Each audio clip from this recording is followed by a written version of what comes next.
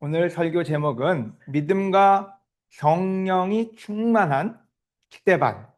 우리 지난주 설교에 이어서 우리 지난주 설교는 하나님의 계획이었죠. 네, 오늘은 믿음과 성령이 충만한 스데반이라는 제목으로 말씀을 같이 공부하려고 합니다. 모르겠어요, 여러분. 제가 이 설교를 준비하면서 이건 진짜 모두가 알았으면 좋겠다. 모두가 기억했으면 좋겠다. 그 정도로 저한테는 굉장히 소중한 말씀입니다. 제가 소중하다는 얘기는 여러분이 경청해 듣고 마음에 같이 하실 수 있으면은 굉장히 도움이 많이 될 거라는 생각이 들어요.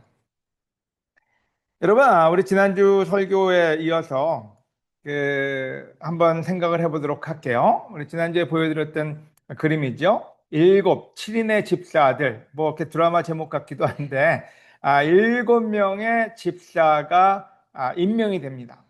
근데 그때 그 임명된 사람이 제일 첫 번째 이름이 스데반이에요. 모든 신자들이 이 제안을 기쁘게 여기고 믿음과 성령이 충만한 스데반, 빌립. 그러면서 이름이 7명이 나옵니다. 이 사람들이 어떤 사람인지 잘 모르지만 우리가 한 가지만은 성경에서 그들의 타이틀을 통해서 들은 게 있어요. 그게 뭔지는 믿음과 성령이 충만했다. 이보다 더 좋은 타이틀이 있을까요? 여러분, 누군가가 여러분을 소개할 때 믿음과 성령이 충만한 진규다. 그러면 아주 교회 안에서 극칭찬이죠. 그죠? 또 오늘은 스데반을 중심으로 볼 텐데요. 바로 그 임명이 끝나자마자 사도행전 6장 8절에는 이런 표현이 나옵니다. 이때 하나님의 은혜와 능력이 충만한. 자, 아까는 믿음과 성령이 충만한이라는 표현을 썼는데 그 다음 구절에는 은혜와 능력이 충만하다. 뭔가 연관관계가 있는 것 같지만 뭔지 모르지만 뭔가 충만했어요. 기존 예전에 교회 다니는 분들은 충만이라는 말을 굉장히 좋아했습니다. 성령 충만에 대한 그 갈망이 굉장히 놀라웠죠. 사람들 가운데 굉장한 기적과 놀라운 일을 많이 행했다. 여러분, 스데반을 임명할 때 놀라운 일을 하라고 임명한 게 아니었어요. 그냥 식탁 정리하고 과부들 돌보는 어떻게 보면 세상적인 눈으로 보면 굉장히 하찮은 일을 위해서 그들을 임명을 했는데 그들의 그 순종과 그들의 그 마음은 하나님이 놀랍게 축복하셔서 그들을 이 구절에 보면 굉장한 기적이라고 했어요. 그리고 놀라운 일을 많이 행하였다. 그리고 난 다음에 그 구절에서는 그러나 자 이제 좋은 호시절 지나갔어요. 아까 분쟁과 분열 속에서 7명의 집사가 임명이 됐는데 그리고 난 다음에 그 놀라운 그 칭송과 함께 그러나 반전이 시작됩니다. 그 반전은 제가 읽어볼게요. 그러나 자유인이라는 사람들의 회당과 그러니까 자유인이라는 사람들이 모이는 회당이에요. 여러분 아마 주의 깊게 안 봤으면 이 구절이 새로울 수도 있습니다. 그리고 구레네, 알렉산드리아, 길리기아, 아시아에서 온 사람들의 각 회당에서 그러니까 회당은 회당인데 이 유대 땅에도 회당이 좀 갈라져 있었나 봐요. 우리가 처음에 이제 제가 미국에 갔을 때는 어떤 교회를 가면 흑인만 모여 있고 어떤 교회 가면 라티노만 모여 있고 어떤 교회 가면 백인만 모여 있습니다. 우리가 생각하는 이렇게 다민족이 모인 교회는 그렇게 흔하지 않아요. 이 유대 땅도 마찬가지로 다민족은 아니었어요. 다 유대 민족인데 한쪽은 자유인이라는 사람들이 모이는 회당이 있었고 또 다른 곳은 구레네에서 온 사람들, 알렉산드리아에서 온 그러니까 디아스포라, 그러니까 흩어진 유대인들이 유대 땅에 다시 돌아왔을 때 알게 모르게 거기에도 갭이 있었던 거예요. 그래서 그들이 각 회당에 있다가 스데반한테 와서 논쟁이 시작됩니다. 반대자들이 일어나 스데반과 논쟁하기 시작하였다. 그들은 지혜와 성령이 충만. 또 여기에 스데반의 그 앞에 그 문구가 나옵니다. 하여튼 충만이 가득 찼던 사람이에요. 믿음 충만, 성령 충만, 지혜 충만, 아주 충만한 스테반을 당해내지 못했대요. 그러니까 식탁 관리만 잘하는 게 아니라 진짜로 뭔가 능력이 아주 많은 스테반이었던 거죠. 스테반을 당해내지 못하자 사람들을 매수하여 그가 모세와 하나님을 모독하는 것을 들었다고 말하게 했다. 사람들이 뭔가 시기 질투하고 누군가가 성령 충만하면 존경을 하는 게 아니라 시기 질투를 합니다. 그래서 시기 질투를 하니까 스테반을 모독하고 거짓 증언들을 데려다가 모욕하고 비방하고 이건 뭐 어떻게든지 간에 부도덕한 사람을 만들기 위해서 최선의 노력을 다했던 거죠. 그래서 모독하는 걸 들었다고 말하게 하였다. 그리고 그들은 백성과 장로들과 율법학자들을 선동해서 사람들을 선동한 거죠. 스테반을 잡아서 의회로 끌고 갔다. 여러분, 불만이 해소되면은 교회가 안정될 거라고 믿잖아요. 여러분, 우리는 꿈을 깨야 됩니다. 안정됐지만 바로 또 다른 일이 벌어지는데 거기에는 또 다른 분파가 찾아옵니다. 자, 이 사람들은 이방인도 아니고 교회 내부 사람도 아니에요. 하지만 엇비슷한 유대교와 기독교의 그 갈등 속에서 있는 또 다른 그룹이죠. 그럼 자유인이라는 사람들은 누굴까요? 잠시 알아보고 가는 것도 나쁘지 않을 것 같아요. 우리는 회당이라고 하면 옛날 회당이니까 우리나라 옛날 서당을 생각할 때가 있습니다. 여러분은 모르겠어요. 저는 이제 성경책을 읽다가 회당이라고 그러면은 뭐 2000년대 회당은 우리나라의 저희 서당쯤 되지 않았을까 이런 생각을 하는데 생각보다 규모가 꽤 컸습니다. 왜냐하면 회당은 굉장히 중심 역할을 했기 때문에요. 또 오른쪽에 왼쪽에 있는 사진은 그 예루살렘 쪽에 있던 회당의 그 망가진 모습입니다. 그러니까 망가진 모습만 봐도 규모가 있어 보이지 않습니까? 돌로 만든 게이트도 있고 기둥도 있고요. 오른쪽에 있는 거는 로마에 있었던 회당입니다. 그 회당의 사이즈가 꽤 됐다는 얘기예요. 그냥 동네 초가집 하나 해놓고 몇 명 사람들이 모인 게 아니라 굉장히 중요시 여기는, 왜냐면 하나님의 사람들이 모여서 말씀을 배우고 교제하는 장소였기 때문에 생각보다는 사이즈가 좀 있었습니다. 근데 그럼 자유인이라는 사람들은 어떤 사람들인지, 자유인은 그 유대인들이 남의 나라에 포로로 잡혀간 적이 있었어요. 그래서 로마 식민지 안에서 각 지역에 포로로 갔다가 거기서 그 노예 생활을 한 후예들이나 또 노예 생활을 하면서 자유를 얻은 사람들이 다시 돌아온 사람들을 자유인이라고 불렀어요. 그러니까 실질적으로 다른 말로 하면 어떤 면에서는 해외파예요. 그러니까 본토에 있었던 유대인들이 아니라 밖에 나갔다가 들어온 사람들이죠. 그 밖에 나갔다 들어왔다는 말은 뭘까요? 밖에 나가서 안 들어올 수도 있잖아요. 근데 그만큼 성전에 대한 애틋한 마음이 더 컸다는 얘기죠. 그래서 늘 그 귀한 절기마다 와서 예배를 드리거나 또는 자기가 자유를 얻었을 때 다시 돌아와서 모였는데 색깔이 좀 다르다 보니까 그들만의 모이는 회당이 존재했던 거죠. 또 다른 아까 알렉산드리아, 뭐 길리기압 이런 데서 온 사람들이 있었다. 그 사람들도 마찬가지예요. 해외로 나갔다가, 그러니까 다른 말로 하면 그 헬라어, 그리스어를 쓰는 그런 사람들이었던 거죠. 근데 유대인들은 또 아람어나 다른 언어를 히브리어나 이런 언어를 썼기 때문에 실질적으로 같은 유대인이지만 약간의 차이점을 보입니다. 근데 마찬가지로 이들도 생각해 보면은 해외에 있다가 굳이 돌아와서 성전 옆에 지내고 싶어 할 정도로 성전의 중요성에 대해서 아주 강한 집착과 또 믿음이 있었던 사람이라고 이야기할 수 있을 것 같아요. 6장 13절에서 15절, 오늘은 조금 성경을 공부하면서 말씀을 배워 나가도록 하겠습니다. 자, 그러자 그들이 내세운 거짓 증인들이, 그러니까 스데반을 공격하기 위해서 뭐 사람들을 선동하고 비방하고 그 다음에는 이 사람이 이렇게 했어요 저렇게 했어요 해서 어떻게든지 간에 처형을 시키려고 합니다. 증인들이 이렇게 말하였다. 이 사람이 계속하여 성전과 율법을 거슬려 말하며, 자, 성전, 자유인이나 외부에서 온 사람들, 또 유대인들한테는 가장 중요한 곳이 성전이었어요. 성전을 모욕한다? 그 사람은 죽임을 당해야 돼요. 성전에 대해서 지금도 그 성전 때문에 얼마나 많이 싸웁니까? 그러니까 2000년 전에는 얼마나 심했겠어요.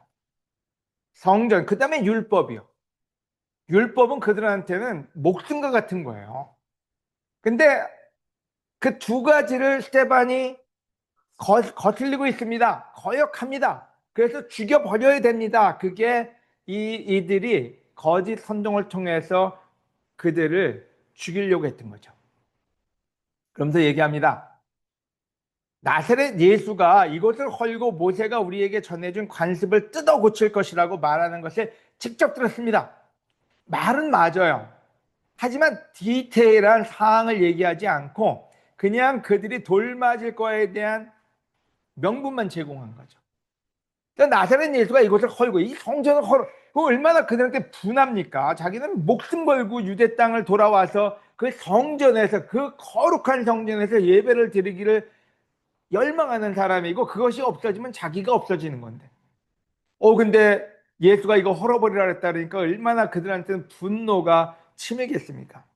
그 다음에 율법은 절대적으로 지키고 율법을 안 지키면 돌을 쳐서 죽이든지 죽여버려야 되는데 율법을 새롭게 갈아엎으려고 그러네요. 그래서 죽여야 된다고 얘기했습니다. 그때 의회에 앉아있던 모든 사람들이 스데반을 유심히 보니, 근데 재밌게도 스데반을 유심히 보니 그때는 그의 얼굴이 천사의 얼굴과 같았다 이렇게 표현을 쓰고 있어요. 그 얼굴에 광채가 충만했던 거죠. 여러분, 자매 여러분들, 여러분한테 이렇게 광채가 난다, 피부에 광채가 난다, 얼마나 좋겠습니까? 근데 스테반이 그랬어요. 여러분, 피부 관리 잘하고 싶으면 스테반을 배우시기 바랍니다. 스테반이 여러분한테 아마 좋은 인포메이션을 주실 것 같아요. 자, 이들의 논쟁은 이따 나중에 얘기하겠지만은 모세 율법을 굉장히 중요시했던 거죠. 사도행전 이제 7장으로 넘어갑니다. 그러면서 이제 6장에서의 그 전개가 7장에 가서 스데반의 명설교로 이어집니다. 대제사장이 스데반에게 이 사람들의 말이 사실이냐? 하고 묻자 그가 이렇게 대답하였다. 여러분, 좀 들어보십시오. 우리 조상 아브라함이 하란에서 살기 전 메소포타미아에서 있을 때 영광의 하나님께서 그에게 나타나 너는 내 고향과 친척을 떠나 내가 지시할 땅으로 가거라 하고 말씀하셨습니다. 왜 이 이야기를 했는지는 나중에 좀 더 설명드릴게요. 이게 누군가가 그린 르네상스 시대에 누군가가 그린 스테반이 사람들한테 설교하는 그 장면을 그렸습니다.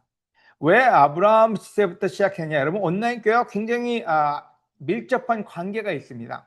왜냐면 이들의 전쟁은 성전에서 예배를 드려야 되는데 왜 니들은 성전에서 예배를 드리는 게 아니라고 생각하느냐 하고 그거에 대해서 싸움을 걸었던 거예요.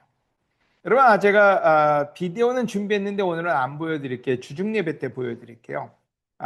성전이 여러분이 생각하는 것처럼 이렇게 보잘것없지가 않습니다. 진짜로 지금 우리가 그 롯데타워를 보면서 굉장히 놀라워하지만요. 그 당시에 최고의 건물이었고 그들한테 있으면 그곳에 들어가면 그냥 저절로 거룩해지는 그런 장소였어요. 그러니까 마음의 장소고 그들한테는 너무나 자랑 중에 자랑이었던 거죠. 그러자 7장 3절에서 4절에서 46절 50절 다윗은 하나님의 은혜를 받고 야곱의 하나님을 위해 성전을 짓게 해달라고 해서 성전에 대한 얘기를 설명을 합니다. 스데반이. 그러면서 이 성전이 솔로몬의 성전과 그 다음에는 제2건축으로 더 커졌어요. 이거는 제2성전이라 그래가지고 우리가 그 느헤미야 때부터 시작해서 성전 건축이 80년이 걸쳐서 끝납니다. 그래서 성전 얘기를 하면서 어떤 얘기를 했냐면 그러나 가장 높으신 하나님은 늘 그러나는 반전을 얘기해요. 사람의 손으로 지은 집에 사시지 않습니다. 자, 이게 굉장히 키포인트가 돼요. 스테반이 돌을 맞게 된 포인트 중에 하나가 하나님은 그 성전에만 계신 게 아니야. 니들 생각이 잘못됐어. 그 얘기를 한 거예요. 가장 높으신 하나님은 사람의 손으로 지은 집에 사시지 않습니다. 그것은 예언자가 이렇게 말한 것과 같습니다. 주께서 말씀하신다. 하늘은 내 보좌이며 땅은 내 발판이다. 너희가 나를 위해 무슨 집을 지을 수 있겠느냐? 어느 곳, 어느 곳이 내 안식처가 되겠느냐? 내가 이 모든 것을 만들지 않았느냐? 그래서 그 논쟁을 이 구절로서 그들에게 강력하게 이야기를 합니다. 여러분, 이 구절은 예수님의 입에서 나온 구절이 아니라 구약에 있는 구절을 통해서 그들이 믿는 구약을 통해서 그들에게 답을 준 거였어요. 그러나 스데반은 성령으로 충만, 그러니까 여기서 또 나옵니다. 성령으로 계속 충만해 있어요. 참 비결이 뭔지 여러분 배우고 싶지 않아요? 그러나 스데반은 성령으로 충만해요.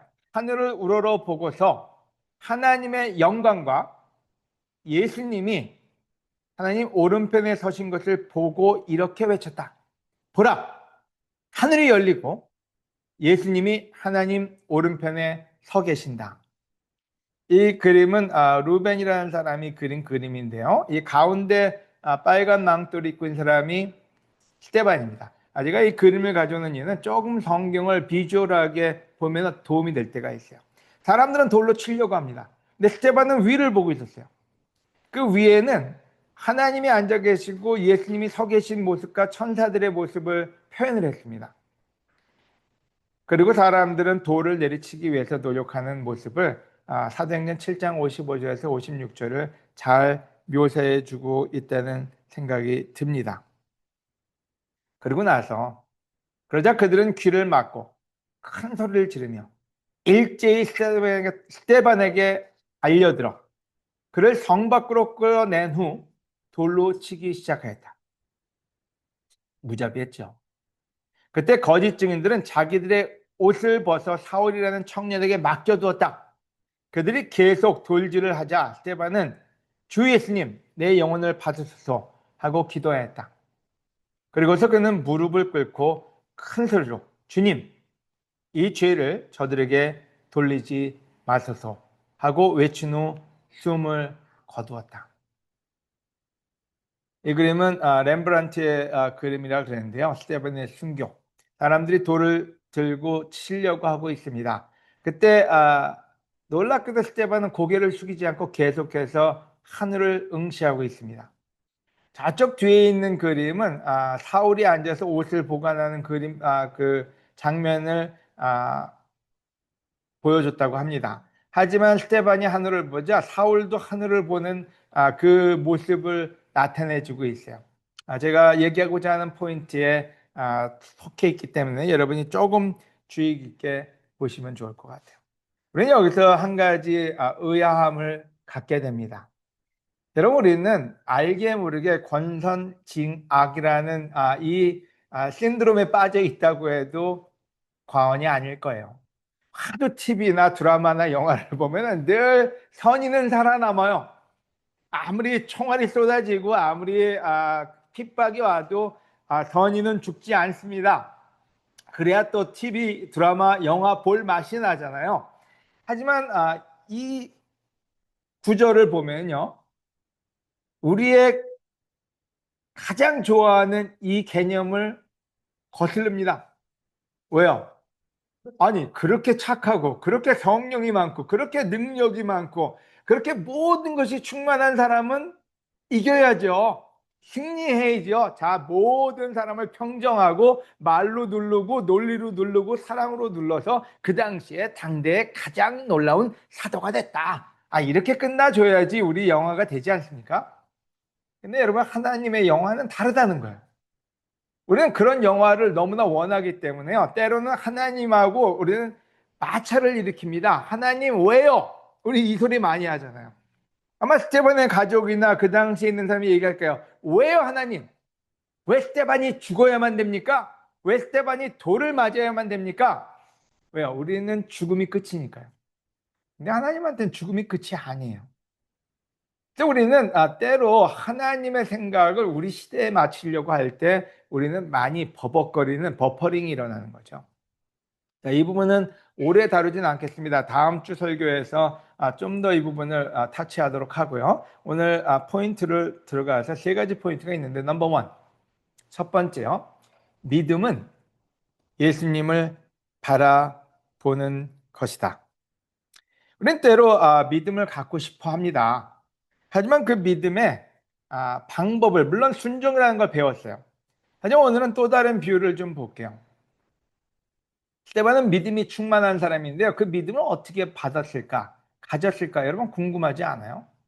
물론 작은 일에 순종했어요. 우리가 분명히 봤습니다.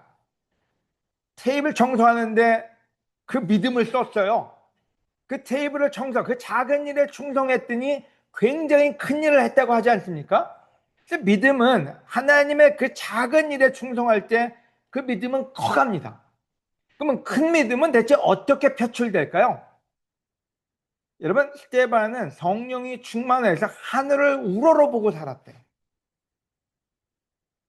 하나님의 영광, 예수님이 하나님 오른편에 서신 것을 보고, 그리고 강력하게 얘기합니다. 자기가 할 말들을요. 여러분, 우리는 이런 일이 벌어지면 하늘을 안 봅니다. 하나님 안 봅니다. 문제가 터지면 문제를 보죠. 시비를 걸어오는 남편이나 아내가 있으면 아내나 남편을 보죠. 말 안 듣는 아이들이나 지금 대학에 가야 될 아이들이 있으면 아이들만 보죠. 여러분, 바로 그거는 다른 말로 하면 믿음을 갖고 있지 않다는 얘기입니다. 여러분, 스데반이 보여준 한 가지 모습은 어떤 상황에서 성난 사람들과 자기를 비방하는 사람들과 자기를 죽이겠다는 사람들과 자기와 뜻을 같이 하지 않는 사람들을 주위에 있는데도 그는 그들을 보지 않고 하나님을 지속적으로 봤어요. 하나님을 계속 보고 있었어요. 바로 그게 그가 믿음을 유지하고 믿음이 강한 충만한 사람임을 입증하는 부분 중에 하나였습니다. 여러분, 우리가 잘 알고 있는 베드로가 있습니다. 여러분, 베드로는 여러분이 알다시피 믿음이 많은 사람인데 믿음이 그냥 생기지는 않았어요. 여러분이 알고 있는 마태복음 14장에 물을 걷는 베드로, 하지만 물에 빠진 베드로가 더 유명합니다. 그때 베드로가 예수님께 주님이시거든 저를 물 위로 걸어오라고 하십시오. 아주 믿음의 발언을 합니다. 하여튼 예수님이 오너라 하시자 베드로가 배에서 내려 물 위로 걸어서 예수님을 향해 갔다. 아주 잘 갔어요. 예수님을 향해서. 그러나 그가 파도를 보고 무서워하다가 물에 빠져들어가 주님 살려주십시오 하고 소리를 쳤다. 여러분, 베드로가 예수님을 보는 한은 물 위를 걸었어요. 하지만 눈이 파도로 가는 순간에 그는 물에 빠져버리고 말았어요. 우린 때로 믿음이라는 게 특별한 지식을 요구한다고 생각할 때가 많아요. 내가 뭔가 좀 지식이 떨어져서 믿음이 덜한가 보다. 그렇다면 아마 사도들은 믿음을 갖지 못했을 거예요. 우리는 어떤 때 믿음이 굉장한 기술을 요하는 거라고 생각합니다. 그래서 특별히 요즘 우리가 많이 배우는 게 잠잠하라. 그러니까 어떤 사람들은 요가를 배우려고 하는 사람도 있어요. 명상을 배우면 내가 좀 믿음이 커지지 않을까? 또 믿음의 성격은 아주 그 차분하고 이렇게 좋은 성격이니까, 성령의 열매처럼 온유한 성격이니까 그 성격의 소유들, 양반 같은 사람들은 어쩌면 믿음이 좋은 사람일 거야. 절대 그렇지 않은 사람들이 많습니다. 속은 부글부글 끓어도 그냥 참을 뿐이에요. 남들한테 보여주는 것 때문에.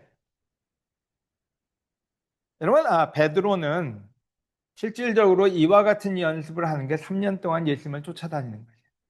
자기 능력을 의지하다가 빠져버리고 자기 분에 자기의 어떤 동기에 의해서 뭔가 하다가 실패를 하다가 예수님만 바라보고 있으면, 예수님만 알고 있으면은 내가 할 수 있는 거구나. 그래서 그는 믿음의 소유는 항상 하나님을 보는 거, 예수님을 보는 거였지 지식과 지혜와 기술에서 오지 않았다는 거예요. 여러분, 오늘 여러분이 믿음이 약하다, 그 얘기는 하나님을 보는 일이 뜨문뜨문 있기 때문이라고 저는 얘기하고 싶어요. 저도 마찬가지고요. 여러분, 우리는 어떤 때 요동치는 마음을 걷잡을 수가 없습니다. 아이들을 키우면서 오는 요동치는 마음, 또 집에서 관계에서 오는 요동치는 마음, 세상이 막 뭔가 내 마음대로 되지 않고 뭔가 정의가 살아있지 않을 때 나오는 그 요동치는 마음, 우리는 세상을 계속 보고 있고 자식을, 아내를, 사회를, 문제를 보고 있는 한 우리는 믿음을 유지할 수가 없어요. 왜냐하면 믿음은 세상이 주지 않기 때문에요. 예수님을 보고 있을 때, 하나님을 보고 있을 때 우리의 마음의 평온을 유지할 수 있습니다. 여러분, 스데반은 절대로 평온할 수 없는 상태에 있었어요. 여러분이라면 평온하시겠습니까? 자기를 모욕하는 사람, 비난하는 사람, 돌을 들고 죽이겠다는 사람, 자기가 진리를 얘기하는데도 그거 아니라고 땡깡을 쓰는 사람, 근데 그는 평온했어요. 얼굴에 광채가 났다 그랬어요. 근데 그의 고개는 늘 하늘을 우러러보고 있었어요. 전 그래서 믿음이라는 게 뭔지에 대해서 오늘 정의를 내린다면은 하나님에게 눈을 떼지 않는 사람이다. 그 얘기는 여러분 뭐 앉아서 골방에 앉아서 기도만 해라가 아니라 늘 살면서 하나님과 함께 걷는 사람들이죠. 하나님의 생각이 있는 사람들이죠. 바로 그게 우리가 가져야 될 그런 부분이라고 저는 생각을 합니다. 골로새서 3장 1절에서 2절. 그러므로 여러분이 그리스도와 함께 다시 살리심을 받았으면 위에 있는 것을 찾으십시오. 그냥 밑에서 세상적인 것만 찾으려고 노력하지 말고, 애들한테도 세상적인 꿈을 이루려고 하지 말고 위에 있는 것을 찾으십시오. 거기는 그리스도께서 하나님의 오른편에 앉아 계시는 곳입니다. 여러분, 스데반이 봤던 게 바로 그거였어요.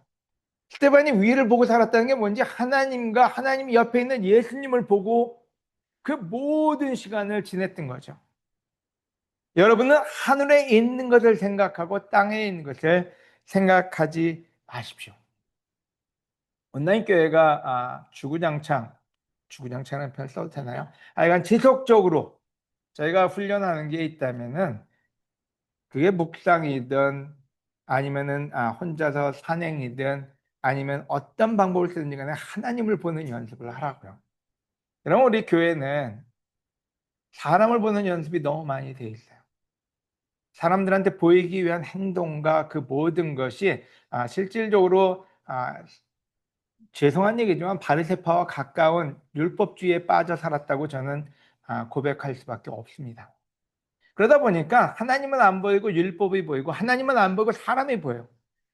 그래서 그것이 우리의 마음의 중심이 될 때 우리는 절대로 하나님과의 평온한 삶을 유지할 수가 없습니다. 다시 한번 여러분이 한 가지를 배우시길 원해요. 항상 늘 하나님을 바라보는 연습을 하시라는 거예요. 바로 그게 우리가 비전톡에서 영적인 부분을 얘기할 때 가져가야 될 콜, 중심이라는 것을 여러분이 아시기를 권해드립니다. 두 번째 포인트요. 성령 충만은 하나님을 생각하는 것이다. 제가 누누이 말씀드렸지만 저는 성령 충만 받으려고 노력을 많이 했던 사람입니다. 성령 충만을 받으면 방언도 하고, 성령 충만을 받으면 기적도 하고, 성령 충만을 받으면 뭐 오만 가지를 다 할 수 있다고 생각을 했기 때문에 저도 성경에 나오는 시몬과 별 다르지 않았어요. 지금 대한민국에도 성령 충만을 원하는 이유가 거기에 있는 사람들이 참 많습니다. 왜 성령 충만을 원하는지요? 근데 성령 충만은 굉장히 신비하기 때문에 성령이 막 내려오셔서 우리를 막 컨트롤하려면 뭔가 신비한 경험을 하든지, 그래서 실신을 하거나 방언을 하거나 기적을 행하거나, 그래서 어떤 때는 이게 성령 충만이 꼭 무당집에 가서 무당일을 배우는 것과 비슷할 수도 있어요. 여러분 생각에는 다른 것 같지만 여러분 기도원에 가서 깡총깡총 뛰면서 방언을 하는 사람들이나 무당이 그 칼날 위에서 춤추는 거나 거의 비슷하고 박자도 비슷합니다. 어떤 때 부흥 목사들이 뭐 불러불러 할 때 그게 박자가 있거든요. 그게 사람을 그 뭔가 취하게 합니다. 다른 말로 하면 최면이죠. 뭐 마찬가지로, 그래서 우리는 어떤 때 성령 충만을 원하다가 이상한 데로 빠질 때가 많아요. 성령 충만을 우리가 제대로 이해했으면 좋겠어요. 여러분, 이 스데반의 또 다른 명칭 중에 성령 충만이 계속 나오잖아요. 대체 뭐가 충만했다는 거예요? 어떻게 알 수가 있어요? 성령 충만. 여러분 스데반이 춤을 췄습니까? 아니면 뭐 방언을 했습니까? 그런 거 하나도 안 나와요. 근데 왜 그를 보고 성령이 충만했다고 얘기했느냐? 여러분 이 구절 한번 봅시다. 성령 충만, 능력 충만, 성령 충만, 성령 충만, 스테반을 가리키는 모든 구절들이 그 앞에는 full of spirit, 하나님의 영이 가득 찼다. 이렇게 표현을 쓰고 있거든요. 질문 하나. 여러분은 뭘로 가득 차 있습니까? 좀 물어봐도 될까요? 여러분의 마음은 뭘로 가득 차 있습니까? 성령이 가득 차 있습니까? 아니면 다른 것으로 가득 차 있습니까? 여러분 성령이 뭡니까?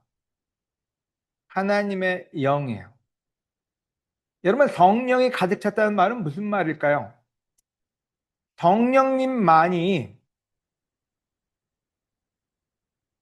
뭘 알아요? 하나님의 뜻을 안다 그랬어요. 스데반의 마음에 가득 찬 거는 하나님의 생각과 하나님의 계획과 하나님의 말씀이 가득 찼다는 얘기였어요. 여러분 스데반을 저는 보면서 야 이렇게 쉬운 믿음, 쉬운 성령 충만을 복잡하게 풀려고 노력을 많이 했구나 하는 생각이 들었어요. 여러분 시편 10장 7절에는 어떤 사람들을 가리키기에 그들의 입에는 저주와 거짓과 협박이 가득하다. 어떤 사람들의 이 속을 보면요, 마음이나 입을 보면요, 저주, 거짓, 협박이 가득 찬 사람들이 교회에도 난무합니다. 그래서 이런 걸 행하기 위해서는 성령의 힘이 필요하니까 성령을 원하는 사람들이 많아요.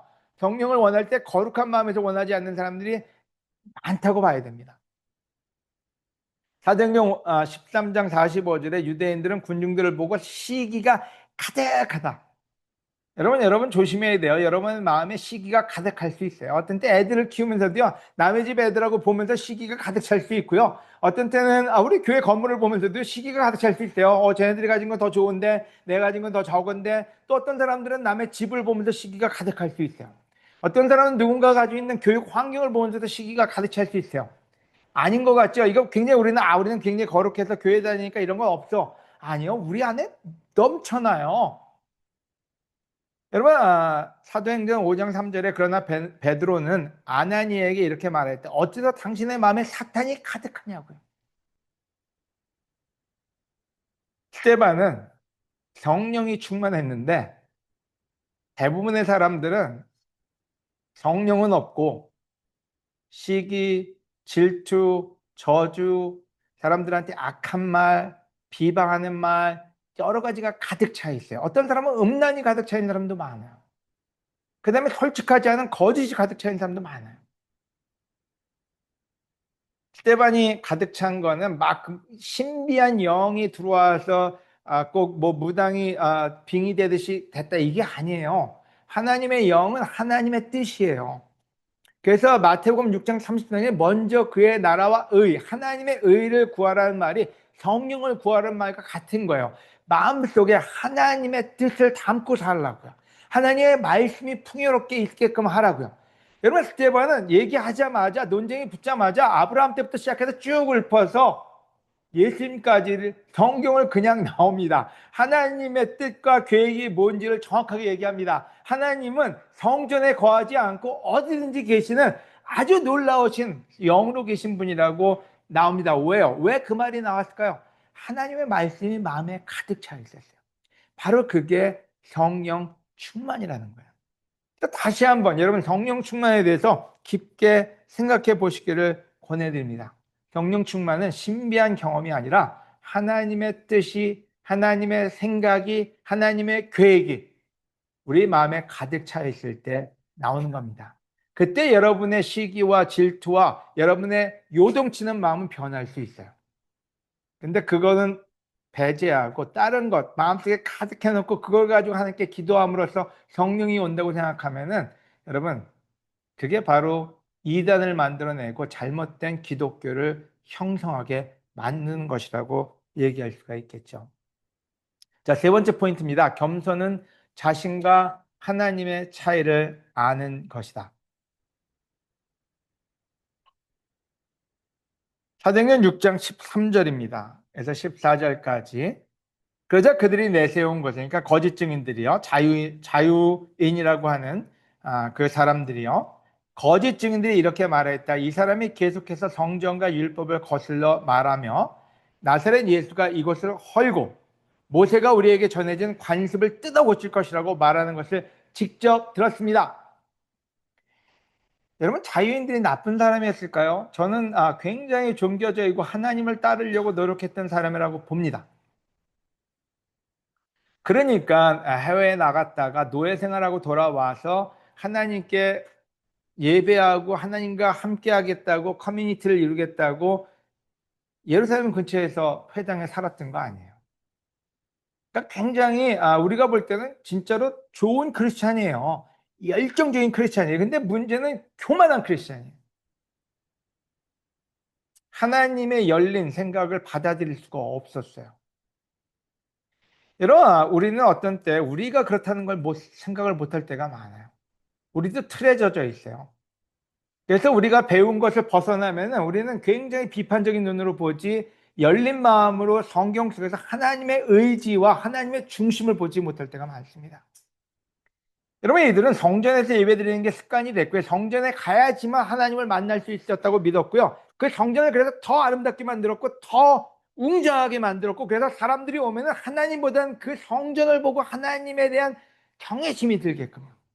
여러분, 전 지금도 큰 성당이나 큰 교회 가면요, 주눅이 좀 듭니다. 주눅이란 말은 경건해져요. 겸손해져요. 왜냐면 그 건물이 주는 의미가 있거든요.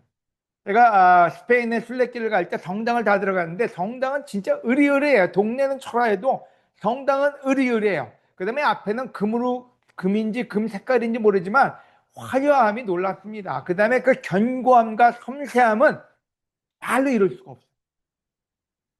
그래서 거기 안에 들어가면요, 절로 좀 주눅 들고 점점 경건해지고, 그 다음에 거기서 기도하면 뭔가 더 잘 이루어질 것 같고, 그 생각이 저를 압도합니다. 근데 그 당시에 예루살렘 성전은 그와 같았어요. 모든 사람이 믿고 있었으니까, 다수가 믿으니까 그들도 그랬고요. 그 다음에 건물이 너무 놀라우니까 이 놀라운 건물을 부시라고요? 이게 몇 년 동안, 80년 동안 지은 건물인데 어떻게 부십니까? 이것이 우리의 모든 것인데요. 그러다 보니까 거기를 안 떠나려고 했어요. 떠나는 것 자체가 죄악이었죠. 그래서 스테반을 죽여버린 거예요. 너 뭔 소리 하는 거야? 이거 없어 우리 안 돼. 지금도 많은 사람이 성전을 중요시합니다. 예수님은 네 마음의 성전이 있다고 했는데 그거는 거지 같아도 건물만 깨끗하면 돼요. 우리 마음에는 뭔가 가득 차 있는데도, 여러분, 스테반은 교회가 아니라 자기 마음의 성전에 하나님의 영이 가득 차 있는 그 삶을 선택을 했어요. 그 모임을 선택을 했던 거죠. 근데 이들은 아니었어요. 그 교만이 하나님을 맞아들일 수가 없었어요. 예수님이 와서 율법을 망치는 게 아니라 율법을 완성한다 그랬어요. 사랑을, 그것이 그 모든 율법을 덮는다고요. 그랬더니 예수님을 죽이고 스데반도 죽여버리려고 했어요. 왜? 그들이 믿어왔던, 우리 어떤 때 우리가 알고 있는 여러 가지 관습들이 있습니다. 그 관습을 조금만 벗어나면 우리는 남을 판단하고 저지하고 그 안에서 안 나오려고 해요. 그때 스데반은 너희들 예수님이 얘기하는 건 뭔지, 그 십자가는 사랑이고 사랑보다 더 큰 율법은 없다고 알려준 거죠.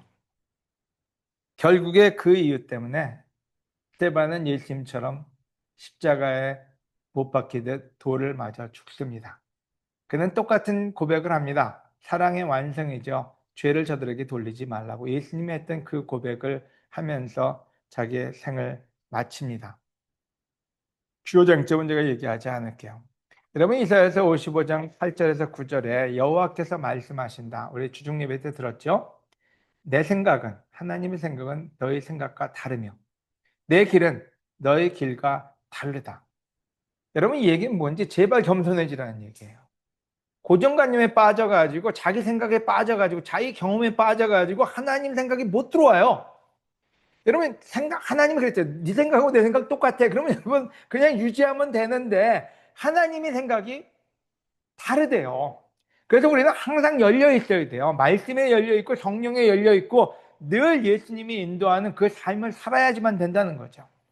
근데 늘 안 변하고 고집 부리고 앉아 있는 사람들이 우리 중에도 저는 있다고 봅니다. 저를 포함해서 위험한 일 중에 하나거든요. 하늘이 땅보다 높은 것 같이 내 길은 너희 길보다 높다고요. 내 생각은 너희 생각보다 높다. 아주 그냥 노골적으로 얘기했어요. 여러분 아마 지금 제가 앉아가지고 누구한테 내가 네 생각보다 내 생각이 훨씬 똑똑해. 그러면 아마 돌 맞을 거예요. 근데 하나님은 이 말을 당당하게 하실 수 있는 분이세요. 자, 이 말은 뭐냐? 우리는 상식을 기초로 해서 생각을 합니다. 상식이라는 건 뭐야? 과거에 생겨난 일이나 우리의 경험을 토대로 해서 생각을 하기 때문에 전혀 다른 데서 오면은 우리는 안 받아들이는 거죠. 하나님의 경험치는요, 알파와 오메가라 그랬으니까 무한하잖아요. 우리가 아무리 통계를 가지고 있고 AI가 아무리 우리가 가진 모든 통계를 돌린다고 해도 하나님의 지혜를 쫓아갈 수는 없어요. 왜냐하면 AI가 가지고 있는 그 통계는 인간이 집어넣은 그 역사 속에서 인간이 데이터를 만들어서 컴퓨터에 집어넣은 그거에 한계가 있어요. 하나님의 한계는 그 이전에 붙어 있었기 때문에 AI도 하나님의 지혜와 지식을 능가할 수가 없어요. 근데 하물며 인간이 우리가 우리 생각이 옳다고 생각하는 그 고집은 얼마나 하나님 앞에 악할까요? 그래서 자연인이라는 사람들은 하나님을 찾는 사람들 같지만 그들의 교만이 그들을 잡아 삼키고 말았어요. 여러분 저는 온라인 교회 어느 누구도 이와 같은 실수가 없기를 바랍니다. 저와 저의 가족을 포함한 우리 모두는 항상 하나님의 말씀에 열려 있어야 됩니다. 여러분 온라인 교회는 우리가 생각하는 일을 좀 벗어난 일을 합니다.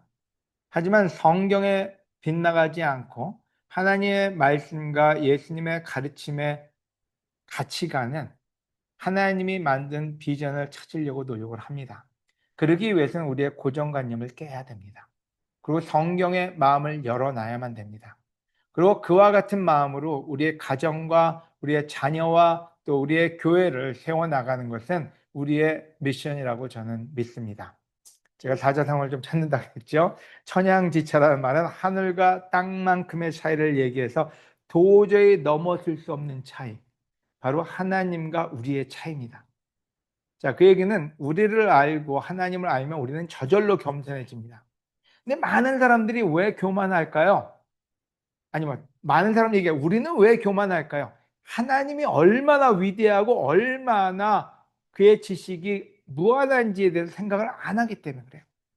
때로는 우리가 하나님하고 맞짱 뜹니다. 하나님하고 나하고 같은 격인 줄 알아요. 예수님이 하나님의 인간의 모습으로 오셨기 때문에 어떤 때 우리가 오해하는 게 있어요. 하나님이랑 우리랑 뭐 대충 논쟁을 해가지고 이길 수 있나 보다. 불가능해요. 하나님은 그래서 모든 역사 속에서 우리가 상상할 수 없는 방법을 택하십니다. 바로 과부들의 분열도 그랬고요. 스데반의 죽음도 그랬고요. 그 다음에 나오는 다음 주에 우리가 나눌 초대교회 발생도 우리가 상상할 수 없는 방법으로 하나님의 계획을 진행하십니다. 저는 여러분이 그와 함께하는 하나님과 함께하는 여러분이 되시기를 권해드립니다. 오늘 세 가지 포인트를 다뤘습니다. 믿음은 예수님을 바라보는 것이다. 성령 충만은 하나님의 생각, 하나님을 생각하고 하나님의 뜻을 우리 마음에 두는 것이다. 세 번째, 겸손은 자신과 하나님의 차이를 아는 것이다. 아멘. 말씀을 마치도록 하겠습니다.